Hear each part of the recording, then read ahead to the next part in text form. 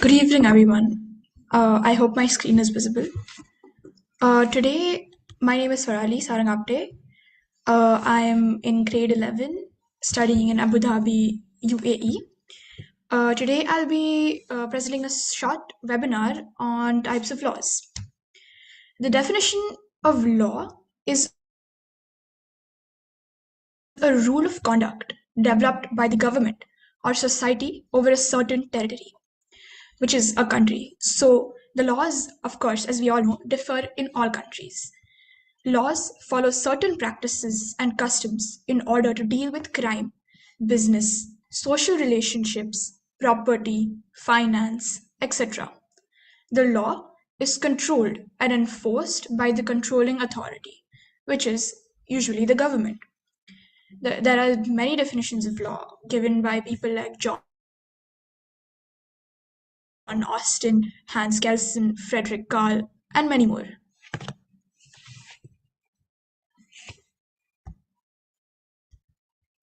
Let's have a look at characteristics of a good law. The law should be fair. The law must not discriminate. This means that the law must apply to everybody that falls under it in an equal manner. Nobody should be above the law. A good law does not discriminate. In the eyes of a good law, everybody is equal. For example, a billionaire politician should be equal in the eyes of a good law, just like a common person, for example, you or me. A good law is no respecter of a person's status or position in the society. The second one is a good law should be able to be enforced. An unenforceable law cannot qualify to be a good law. Before any law can be said to be a good law, then it must have the capability of being enforced. When a person flouts a good law, the person should be able to be sanctioned appropriately in order to deter others also from breaking it. A good law must be reasonable. By being reasonable, a good law should not be the one that is too harsh or rigid in such a way that it is very difficult to be followed. And sanctions associated with flouting or disobeying a good law should be reasonable or should equal to the gravity of the disobeyer's deeds or actions. This is what is meant by the statement, a good law should be reasonable. It also should be understandable. A good law should be made known to the people who are going to be ruled by it. All good laws are publicized in order that the people get to know it. Since ignorance of law is no excuse, a good law must be made known to the general public so that the public is aware of that there is such a law in existence and the consequences of breaking it. The law should be equitable. A good law also must be in the interest of the people. All good laws must be in the interest of the people whose lives and behaviors they seek to control and regulate. Here, the law must be able to satisfy the needs of the people. Any law that is not in the interest of the people is not considered to be good law.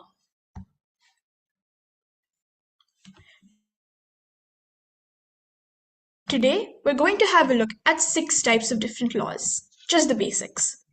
Administrative law, constitutional law, third we have civil law, international law, criminal law, and last, military law. So let's begin. Administrative law. It includes the rules and regulations that the executive branch creates and carries out. The administrative law is the legal framework within which public administration is carried out. It is derived from the need to create and develop a system of public administration under law. a concept that can be compared to a much older notion of justice under the law. There is no universally accepted definition of this administrative law, but rationally, it may be held to cover the organization, powers, duties, and functions of the public authorities of all kinds engaged in administration, the relations with one another and with the citizens and non governmental bodies, the legal methods of controlling public administration, and the rights and liabilities of officials. Let's look at one of the principles of administrative law. One of the principal objects of administrative law is to ensure efficient, economical, and just administration. A system of administrative law that impedes or frustrates administration would clearly be bad, and so too would be a system that results in injustice to the individual. But to judge whether the administrative law helps or hinders effective administration or works in such a way as to deny justice to the individual involves an examination at the ends that the public administration is supposed to serve, as well as the means that it employs. The next law we'll have a look at is constitutional law. It deals with formation, construction, and interpretation of our constitution. Constitutional law is the body of rules, doctrines, and practices that govern the operation of political communities. In modern times, the most important political community has been the state. Modern constitutional law is the offspring of nationalism as well as the idea that the state must protect certain fundamental rights of the individual. As the number of states has multiplied, so has the constitutions. So have the constitutions, and with them, the body of constitutional law. Though sometimes such laws originate from sources outside the state, the protection of individual rights, meanwhile, has become the concern of supranational institutions, particularly since the mid 20th century. The third law we'll have a look at is the civil law. The system of law concerned with private relations between a member of the community rather than the criminal, military, or religious affairs. Here, you can see a poster of the movie OMG, Akshay Kumar, Paresh Rawal. I'm sure most of you must have seen it. It's where Paresh Rawal files a case against his insurance company who do not accept his claim for insurance for his damage of property because they're saying that it's the act of God when it's just a natural calamity. This could come under a civil law case. Civil law deals with the disputes between individuals, organizations, or between the two, in which compensation is awarded to the victim. Civil law defines the rights and responsibilities of individuals, government entities, and private or non governmental organizations in their interaction with each other. A breach of the civil law right or obligation does not usually lead to a criminal process or sanctions. For example, the laws around discrimination usually give rise to a right to compensation if they are broken, but a breach is rarely so serious as to amount to an offense under the criminal law. Similarly, the law of wills and estates defines the right of the people who might be entitled to claim on a deceased person's estate, but not create any offenses for rare cases of fraudulent or dishonest conduct. While criminal proceedings are usually commenced by the state against an individual or sometimes a corporation, civil proceedings are usually commenced by a private individual or a business. Government entities from time to time also need to commence proceedings to enforce civil obligations against an individual or a business that might arise under an act or to enforce a contract. Let's have a look at types of civil law cases. Civil courts handle a wide variety of cases involving numerous legal issues. Very broadly, civil cases may involve such things as, for example, tort claims, breach of contract claims, equitable claims, and landlord or tenant issues. What is tort claims?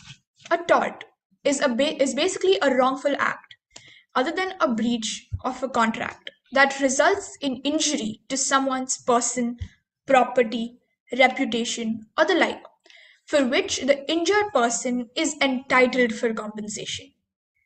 Cases involving claims for such things as personal injury, battery, negligence, defamation, medical malpractice, fraud, and many others are examples. Breach of contract claims. A breach of contract case typically results from a person's failure to perform some term of a contract, whether the contract is written or oral, without some legitimate legal excuse. Cases involving claims for such things are not completing a job, not paying in full or on time, failing to deliver goods sold or promised, and many others are examples of breach of contract claims. Equitable claims. An equitable claim asks the court to order a party to take some action or to stop some action. It may or may not be joined with the claim for monetary damages. Cases where a party is seeking temporary restraining order or injunction to stop something, perhaps the destruction of property, the improper transfer of land, the business customers are a few examples. And the last one is landlord/tenant issues. Civil court handles disputes arising between landlords and tenants. Cases where a landlord is trying to evict a tenant from a rental property or a tenant has moved out and is suing the landlord for the return of a security deposit could be used as examples of this issue, which come under civil law cases. The next fourth law we're going to look at is the international law. International laws are laws and agreements made and followed by multiple countries. Here you can see the poster of a movie, The Terminal, also very famous movie, Tom Hanks. Here, the main character, he experiences statelessness, which could come under the international law. International law may be defined in broad terms as the body of general principles and specific rules which are binding upon the members of the international community in their mutual relations. The definition takes into account the changes that have taken place after the Second World War. Without it, there would be chaos. International law sets up a framework based on the states as the principal actors in the international legal system. It defines the states' legal responsibilities in their conduct with each other, within states' boundaries, and in their treatment of individuals. International law encompasses many areas, including human rights, disarmament, transnational organized crime, refugees, migration, statelessness, like the movie Terminal, the treatment of prisoners, the use of force, the conduct of war, the environment, sustainable development, oceans, outer space, global communication, and world trade. The rules governing the use of force have focused particular attention on the United Nations, but violent disputes have not disappeared. And the development of increasingly deadly armaments, including biological, chemical, and nuclear weapons, so-called weapons of mass destruction, have placed all states in a more vulnerable position. Particular challenges are posed when such weapons are possessed by the states that have used them or threaten to do so. In 2003, the United States and Britain led an attack against Iraq and overthrew its government because they believed that the country continued to possess weapons of mass destruction in defiance of binding the Security Council resolutions. The attack proceeded despite opposition from a majority of the Council to a proposed resolution explicitly authorizing the use of force. Although terrorism is not a new phenomenon, the increasing scale of the destruction it may cause, as well as the use by terrorists of modern forms of communication, such as computers and mobile phones, has raised a serious new challenge for the international law, one that may affect the interpretation of the right of self defense and pose a critical test for the United Nations. The fifth law we'll have a look at today is criminal law. Criminal law. The criminal law is the body of law that relates to crime. It prescribes conduct perceived as threatening, harmful, or otherwise endangering to the property, health, safety, and welfare of people, inclusive of oneself. The body of law that defines criminal offences regulates the apprehension, charging, and trial of the suspected persons, and fixes penalties and modes of treatment applicable to convict offenders. Criminal law is only one of the devices by which organized societies protect the security of individual interests and ensure the survival of the group.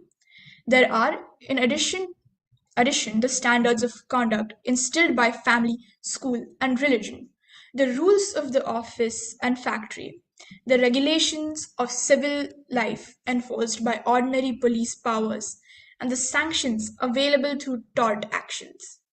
The distinction between criminal law and tort law is difficult to draw with real precision, but in general, one may say that a tort is a private injury, whereas the crime is conceived as an offense against the public, although the actual victim may be an individual. Here you can see a poster of the very recent movie Sirf Ek Banda Kafi Hai. It's a movie revolving around how he, as a lawyer, fights against a criminal case in the court. Um, each of these criminal offenses belong to one of the three categories: crime against people or persons, crime against property, crime against society. Crime against persons, example murder, rape, and assault, are those whose victims are always individuals. The objects of crime against property, example robbery, bribery, and burglary, is to obtain money, property, or some other benefit. Crimes against society, for example gambling and drug violations, represent society's prohibition against engaging in certain types of activities. They are typically victimless crimes in which property is not the object. The sixth law and the last law we're going to have a look at today is the military law. Military law, the body of law concerned with it is the body of law that is concerned with the maintenance of discipline in the armed forces. Military law is all legal structures that govern the military personnel. Here we can see a poster of the movie Sharia, which basically the movie revolves around a court case which takes place in the military base. Yeah. Every state requires a code of laws and regulations for the raising, maintenance, and administration of its armed forces, all of which may be considered in the field of military law. The term, however, is generally confined to disciplinary military law as defined above. That is, the part of the code that aims at and sanctions the maintenance of discipline in the armed forces. In the past, this was also known by the name of martial law. a term that now has the meaning of military enforcement of order upon a civil population, either in an occupied territory or in time of disorder. Members of the armed force do not cease, under modern conditions, to have duties as citizens and as human beings. All citizens of military law thus must aim to ensure that the soldier is in no way enabled to escape the obligations of his country's ordinary law or of international law as recognized in the various conventions. Thank you.